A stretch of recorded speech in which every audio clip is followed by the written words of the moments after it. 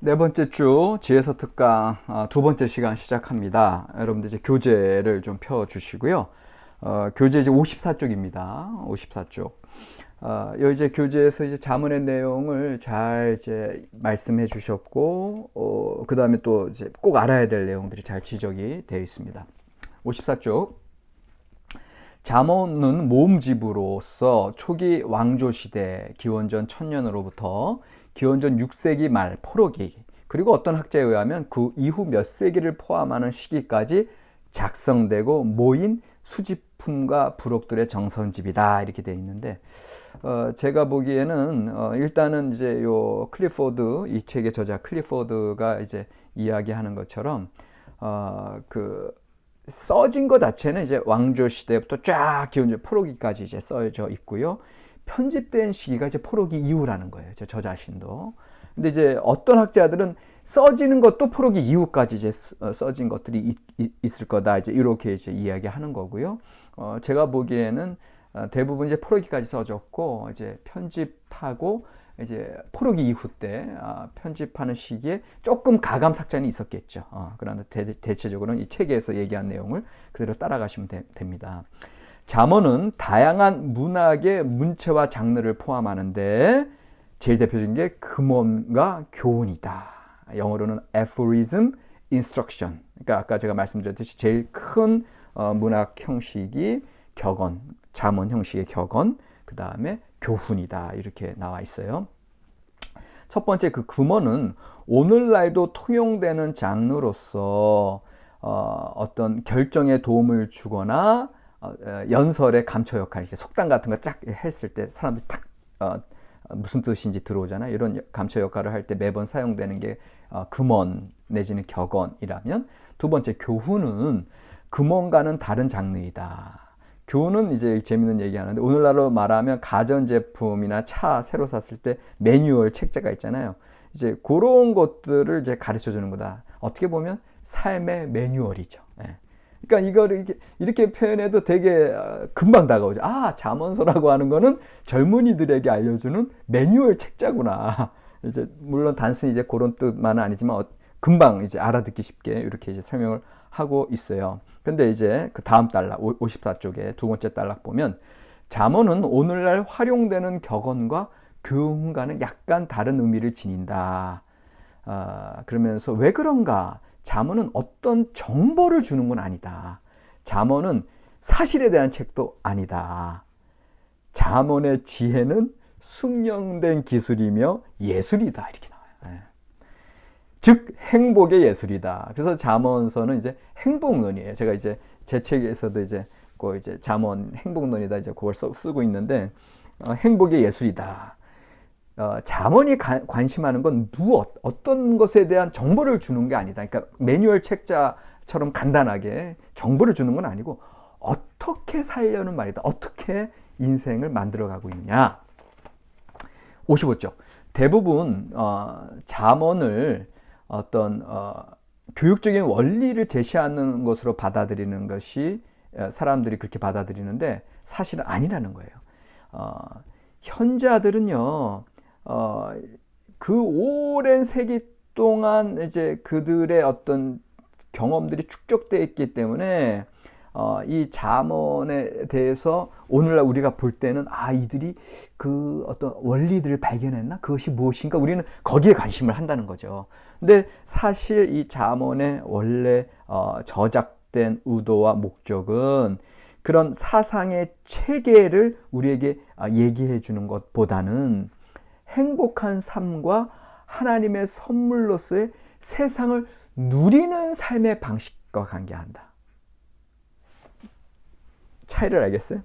그러니까는 잠언서에서 이게 무슨 원리, 자연 원리를 알고 사회 역사 원리를 알고 어떤 그런 체계를 알므로써 내가 이제 어떤 성공적인 삶을 살겠다, 이제 이런 것보다는 오히려 더 종합적이라는 거예요. 지식적인 것이라기보다는, 어떤 윤리적인 것이라기보다는 통합적이라는 거예요. 그래서 행복한 삶, 또 하나님의 선물로서의 우리의 삶을, 이 세상을 누리는 거, 그런 누리는 삶의 방식에 집중한다. 이게 이제 쭉 계속 보면서 더 이제 나올 거예요. 이곳에서는 잠언의 원리들보다 교육 내용에 더 기울이고 재치 있는 격언들을 더 잘 묵상하는 데 도움을 주려 한다. 잠언을 이해하고자 한다면 수사학적 표현의 무제한적 기능에 주목해야 한다. 이제 이번에 수사학적 표현 얘기 나오잖아요. 근데 그러고 나서는 이제 뒤에는 설명이 없어요. 그래서 아까 먼저 제가 첫째 시간에 이제 설명을 드린 거고요. 어쨌든 요 수사학적 표현 방법이 독자를 설득하고 호소력 있게 독자의 삶에 이제 영향을 미치는 거고요. 그런 수사학적 표현을 통해서 그런 게 결정이 된다는 거예요. 자, 문학 구조와 분석, 목적 55. 이제 문학 구조는요. 여기 이제 55 맨 밑에 줄 보면은 아까 제가 얘기했던 여러 다양한 장르 나오죠. 55쪽 맨 밑에 줄. 교훈, 속담, 수수께끼, 시 이런 걸 다 통합시켜 놓았다는 게 다른 고대 근동의 지혜서들에 비하면 아주 예외적이라는 거예요. 그러니까 그만큼 잠언서 자체가 특별한 어떤 의도성을 가진 어떤 정경으로서의 이제 그런 권위가 이제 있다고 하는 게 이제 요 밑에 쫙 흘러가고 있습니다. 그다음에 이제 문학 구조가 56쪽에 나오는데 보시다시피 1 제목과 서론에서부터 9장 현숙한 아내까지 쫙 나와 있어요. 그러니까 여러분들이 이제 잠언의 구조는 요 책을 보면 저는 이제 더 간단하게 제 책에서 나와 있는데 거의 대동소이해요. 비슷하게 나와 있어요. 근데 이제 특징적인 건 뭐냐면 우리가 알고 있었던 것처럼 솔로몬이 다 이 잠언 쓰신 것으로 이제 최소한 그렇게 설명이 표기가 되어 있는 것으로 알았는데 그렇진 않아요. 이 세 번째 부분에 솔로몬 잠언의 첫 번째 묶음이 이렇게 나오잖아요. 그리고 나서는 나중에 6장에 솔로몬 잠언의 두 번째 묶음 해서 이게 이제 히스기야 시대 때 그 25장, 29장이야. 그 사이에 또 뭐가 있어요? 현자들의 잠언 교훈이 여기 22장 17절에서 24장 22절 요 4장에 있고 5장 부분에 현자들의 잠언에 부록해서 24장 23, 34절 이게 더 첨가돼서 들어가 있는 거예요. 그러니까는 우리가 기존에 알고 있던 것처럼 잠언이 쭉 이렇게 솔로몬 한 분이 쫙 쓰신 게 아니라 이렇게 단편들이 들어가 있는 거야. 그래서 솔로몬의 잠언 자체도 10장에서 15장 그 다음에 16장에서 22장 16절까지 이렇게 두 부분으로 나뉘어 있는 게 여기 3번에서 보이고 있고요. 10장 1절에서 20장 16절 그리고 나서 현자들의 잠언이 22장 17절 이하 그 다음에 또 다른 현자들의 잠언의 부록이 24장 23절에서 34절에 나오고 그 다음에 솔로몬 잠언의 두 번째 묶음이 25, 29장 그리고 나서는 부록과 같이 30장 31장이 붙어 있는 거예요. 아굴의 잠언 그 다음에 르무엘의 잠언 그리고 맨 끝에 이제 현숙한 아내에 대한 이야기로 잠언은 구성되어 있다. 56조 이러한 다양성을 통합적으로 묶는 원리가 뭘까? 그러니까는 지혜자들이 포로기 이후에 이제 이렇게 편집을 했다 그러는데 이 편집의 그런 원리는 뭐겠느냐? 이렇게 다양한 단편들이 이렇게 다 묶여져 있는데 대답은 서론에 있다. 서론 우리 이제 잠언서 1장 1절에서 7절에 보면 서론에서 저자에 대한 이야기, 또 저술 목적에 대한 얘기, 그다음에 독자에 대해서 이 세 가지 주제가 나오고 있습니다. 서론 잠언서 1장 1절에서 7절을 한번 읽어볼게요. 다윗의 아들 이스라엘 왕 솔로몬의 잠언이라.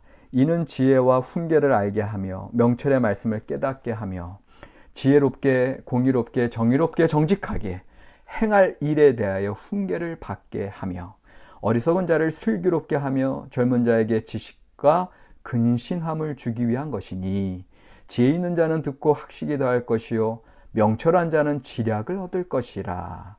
잠언과 비유와 지혜 있는 자의 말과 그 오묘한 말을 깨달으리라. 여호와를 경외하는 것이 지식의 근본이거늘 미련한 자는 지혜와 훈계를 멸시하느니라. 이렇게 나와 있어요. 먼저 이제 저자에 대한 거를 이제 설명을 하고 계시는데 57쪽에 그 방금 읽은 거에서 하나 둘 셋 넷 다섯 번째 줄 내려오면 저자인 이스라엘 왕 솔로몬에 대한 거 그에게 모든 잠언의 글들을 돌리고 있다. 그런데 요 밑에 설명은 제가 아까 첫 시간에 설명한 것처럼 그 예외적으로 이제 이름을 붙이고 있는데 그것은 이 글의 권위를 좀 높이기 위한 것이다. 그래서 58쪽으로 넘어가시면 첫 번째 줄에 솔로몬 왕이 저술했다는 소리는 권위를 드러내는 것으로 보아야 한다. 그래서 모세 하면 율법, 다윗 하면 시편인 것처럼 솔로몬 하면 지혜라는 문학적 분류를 위한 방편이기도 하다. 이렇게 나와 있습니다. 첫 번째 저자에 대한 거 나왔고, 두 번째 목적. 목적은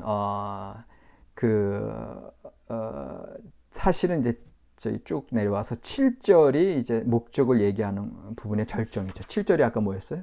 여호와를 경외하는 것이 지식의 근본이거늘 미련한 자는 지혜와 훈계를 멸시한다. 그래서 지혜로운 자가 그 여호와 경외의 삶, 지혜의 삶으로 나오게끔 하고, 이제 어리석은 자들, 미련한 자들이 하나님의 말씀 앞으로 다시금 순종의 길로 나오도록 하는 그런 목적이 있습니다. 여하튼 잠언의 목적은 독자를 지혜롭게 하여 지나친 어려움 없이 성공적으로 살 수 있게끔 인도하는 일이다. 그러한 삶은 바로 하나님을 예배하는 여호와 경외의 삶을 말한다. 이렇게 나와 있고요. 그 다음에 이제 세 번째 부분이 청중, 58쪽 밑에서 네 번째 줄. 서론 부분의 세 번째 요소는 청중이다. 4절은 청중을 단순한 자와 젊은 자로 표현한다. 그러니까 이 사실은 이 책이 교육의 대상으로 여겨지는 이제 그 전제가 두 대상이 있다는 거예요. 첫 번째는 단순한 자, 어리석은 자. 두 번째는 젊은 자. 그러니까는 이걸 봤을 때 이제 어리석은 자를 지혜롭게 이끌고 젊은 자들에게 사회화 교육을 이제 해주는 이제 그것이 일단은 목적인 걸로 돼 있지만 그러나 이제 59쪽에서 나와 있는 것처럼 사실은 그 교육의 대상자들은 남녀노소를 포함한 이제 모든 자들이다 이제 이렇게 결론은 그렇게 내고 있어요. 근데 여기서 특별히 이제 단순한 자, 이제 우리 성경에서는 이제 어리석은 자로 되어 있는데 단순한 자가 이 잠언의 현자들에게 있어서는 좀 부정적인 의미를 내포한다. 59쪽의 세 번째 줄, 어리석은 자, 그다음에 지각이 없는 자, 이렇게 이제 표현되고 있고요. 이제 젊은 자가 이제 사회 경험이 미숙함으로 그들에게 이제 삶의 원리들, 그러면 이 삶을 어떻게 누리고 살아가야 되는지 이런 거를 이제 밝혀 주어서 특별히 여러분들 요 잠언 읽어보면 이제 아내를 찾는 일, 지혜로운 아내를 얻는 일을 하나님께서 허락하시는 것이다. 이제 이런 얘기 나오고, 또 가정을 세우는 일, 이런 묘사들이 많이 나오는 것 자체는 사실 이제 젊은 자들에게 이제 교육하는 것뿐만 아니라 그만큼 또 가정을 모든 사회 제도의 가장 핵심, 기본, 1차적인 그룹 가정이죠. 이 가정의 중요성을 이제 그만큼 잠언서에서는 강조하고 있습니다.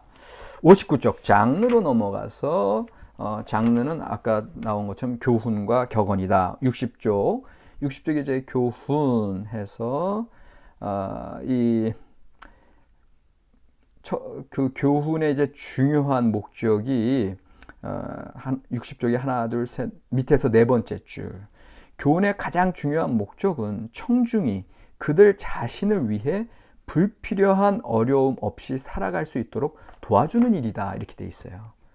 그러니까는 바른 길, 이제 그러한 생명의 길, 그걸로 이제 인도하는 그러한 것을 쭉 제시하고 있다. 이렇게 나오는데 여기 이제 61쪽에 보세요. 61쪽에 보면은 마아트라고 하는 이제 단어가 나와요. 마아트.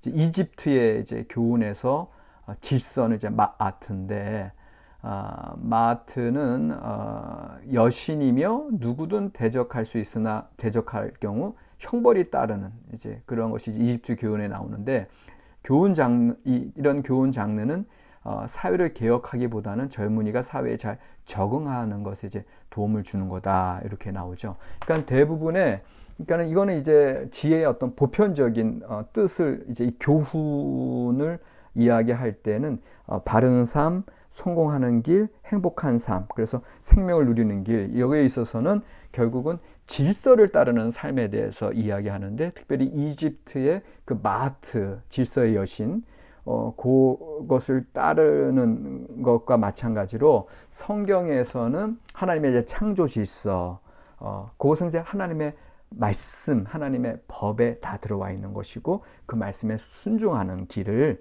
이제 이 교훈에서는 계속해서 얘기하고, 그 순종하는 길의 가장 첫 번째는 너희 아버지의 법을 따르고 어미의 길을 떠나지 말라라고 하는 이제 가정교육의 그런 가장 기본적인 것부터 이 교훈이 이루어지고 있는 걸 볼 수가 있어요. 특별히 가족 교육제도 파물루스라고 하는 거, 이제 이집트에서 나타나 있는데, 그만큼 가정 교육이 이제 자문의 이제 배경이 된다는 거고, 그 끝에 교훈에 대해서 61쪽의 제일 끝에 잠언은 행위보다는 품성을 강조한다고 할 수 있다, 이제 이렇게 나와요. 그러니까는 결국은 교훈의 최종적인 목적은 어떤 품성 교육이다. 요건 이제 좀 이따 더 자세하게 말씀드리겠는데, 어떤 일일이 하나하나 율법주의적으로 이런 행위를 하고 이런 행위를 하지 말라, 이게 잠언이 아니라는 거예요. 잠언이라고 하는 건 아예 전반적인 그런 품성 교육, 통합적인 교육이 이루어지는 것으로 그렇게 이제 그 교훈에 대해서 설명하고 있고요. 격언 61쪽에 이제 격언 나오는데, 이 격언에 대해서 이제 세 가지로 딱 설명해요.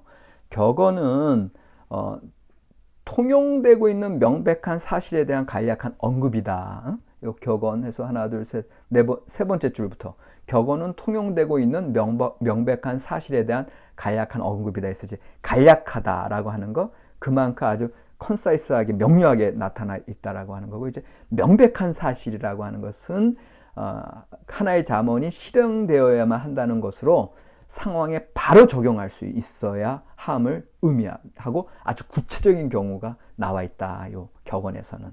그 다음에 통용된다.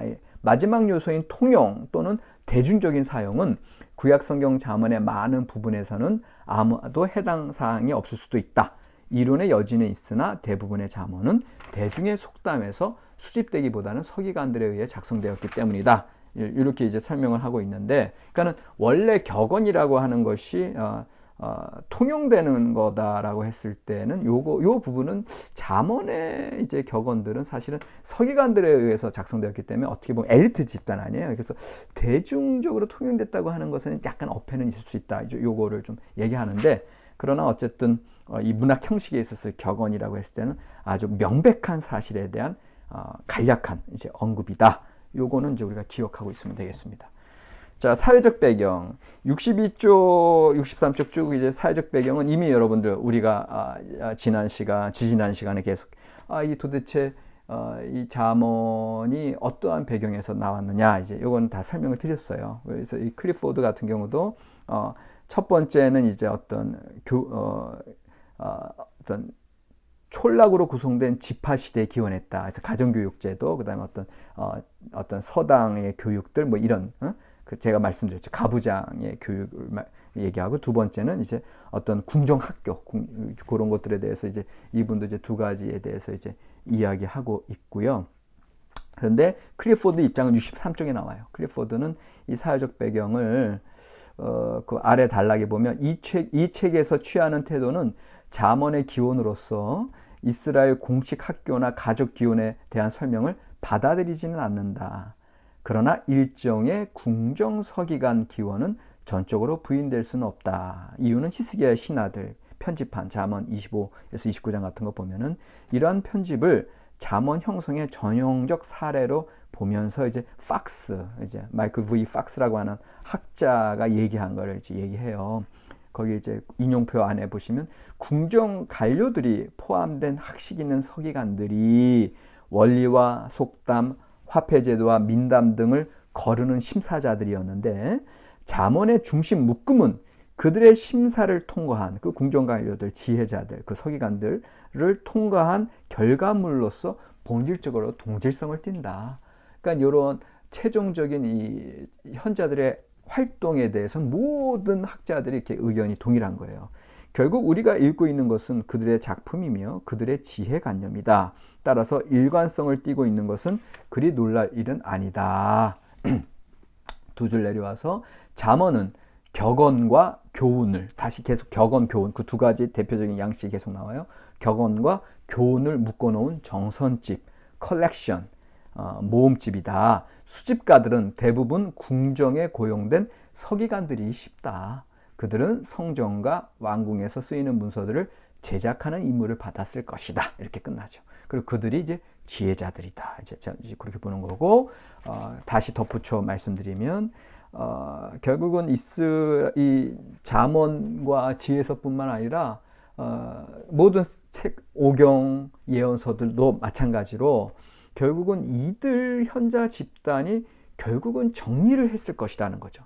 초반부에는 예언자들, 예언자 그룹이 있는 거고요.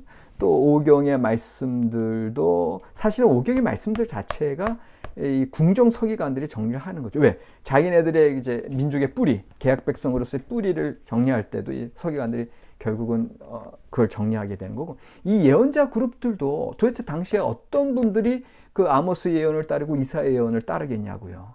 결국은 읽을 줄 알고 그 자신들이 받은 것을 후대에 교육하는 분들일 거 아니에요. 그러니까 그런 분들이 결국은 당시 이제 식자 계층들일 거고, 그런 서기관들이 결국은 어느 순간에 예언자 그룹도 섭렵하게 되고, 그 오경의 그런 어떤 역사가 그룹도 섭렵하게 되면서 이 지혜자 그룹으로 쭉 가게 되는 그런 거를 우리가 이제 읽을 수는 있어요.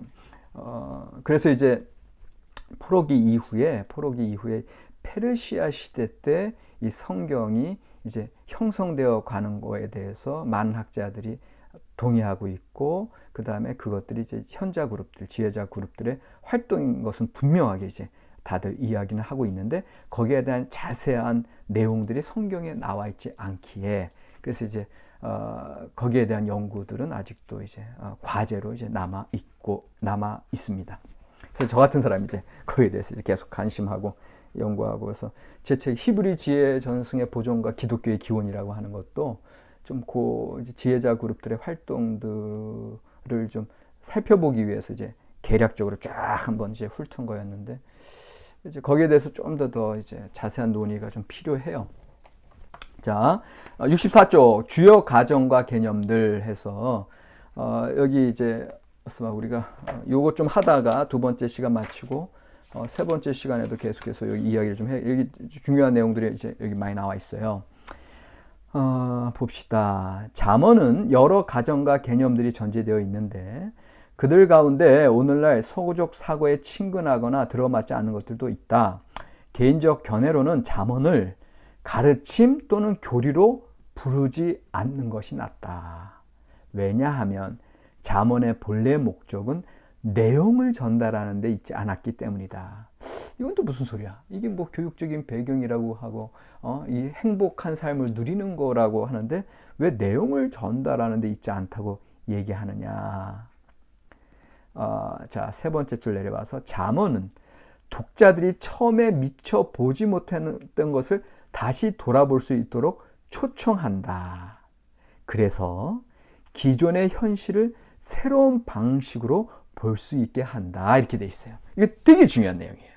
그러니까 여러분들 잠언을 보실 때 아까 말씀드렸잖아요. 잠언을 뭐 하나하나 이건 해고 이건 하지 말고 그런 율법주의적으로 보지 말라 그랬어요. 기계주의적으로 보지 말라 그랬어요. 그 다음에 아까 여기서 얘기한 잠언의 본래 목적이 내용을 전달하는 데 있지 않다라고 하는 건 뭐냐면, 이 잠언의 그 본래의 그 뜻, 본래의 이 기능은 지식 전달에 있는 게 아니라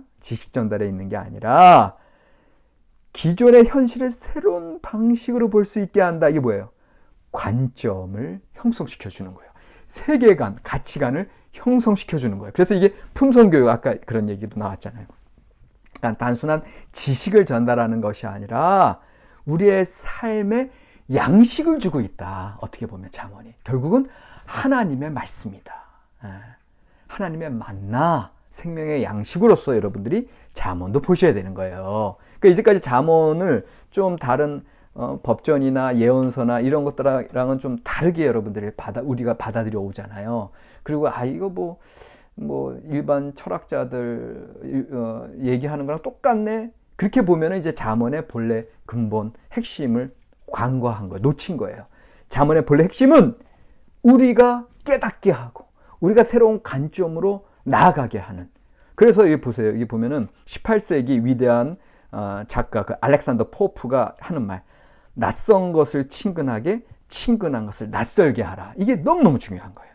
그러니까 여러분들이 기존의 나의 가치와 나의 관념이 딱 굳어져 있으면, 기성 세대의 관념 굳어져 있으면 그냥 지내. 예. 그냥 친근한 것만 바라보고 내가 들리는 소리만 들려. 거기에 발전이 없어. 거기에 변화가 있을 수 없어. 그러나 낯선 것을 친근하게, 친근한 것을 낯설게 하라고 하는 것은 그만큼 관점의 문제고, 내가 이제까지 매몰되어 있던, 무감각해져 있던 삶의 방식부터 깨우치라는 소리거든요. 그리고 정말 나 중심의 삶을 살았던 거에서 이제는 여호와 경외로 나아가라는 거거든요. 그것이 이제 잠언의 핵심적인 교육의 내용이다라는 거죠. 기억나게 하고 깨닫게 하고 변화시키는 거. 왜 놀랬지 제가? 예수님께서 요한복음에서 보혜사 성령님께서 오시면 너희로 하여금 기억나게 하고 깨닫게 하고 충만한 생명의 삶, 변화된 삶. 여러분들 이 잠언을 우리가 읽으면서 왜 성령님에 대한 이야기를 해요? 그만큼 잠언의 목적 자체는 여호와 경외의 삶, 하나님의 앞에 합당한 그 신앙인의 풍성한 삶에 대해서 얘기하고 있어요. 결국은 신약 성경과 이 근본 정신에 있어서는 잇따라 있는 거예요. 자꾸 이제 신약학 교수님들 좀 이상한 얘기 하시잖아요. 구약에는 구원도 없다, 뭐도 없다 얘기하시잖아요. 모르시는 말씀인 거예요. 이 연사 외치고 싶습니다. 이 구약에 이미 다 나와. 신약의 내용들 다 나와. 그렇게만 알고 계시면 됩니다. 자, 두 번째 시간 마치고 이제 세 번째 시간으로 이제 넘어가야 되는데, 자, 65쪽에 첫 번째 줄. 잠언이 어떻게 독자들을 분별케 하고 사물을 새롭게 보도록 돕는지 확인할 수 있다. 그러니까 우리에게 분별력을 더해주고, 그 다음에 새로운 가치관, 새로운 관점을 허락하는 거, 요거에 대해서 이제 우리가 쭉 이제 세 번째 시간에 이야기하려고 합니다. 자, 이 시점에서 과제를 좀 하나 드려야 될 것 같은데, 이 과제는 아까 우리가 첫 번째 시간에 쭉 좀 얘기한 것 중에 그 지혜로운 여인과 이제 어리석은 여인, 그러니까 제가 얘기했을 때 지혜 여인, 그다음에 낯선 여자의 구분을 얘기했잖아요. 그 지혜자 낯선 여자의 구분에서 특별히 그 지혜로운 여인 9장 1절에서 6절, 그다음에 어리석은 여인 9장 13절에서 18절에서 그 밑에 그 쫙 항목을 얘기했는데, 그 구절들을 좀 써주시고요. 구절을 써주시고 왜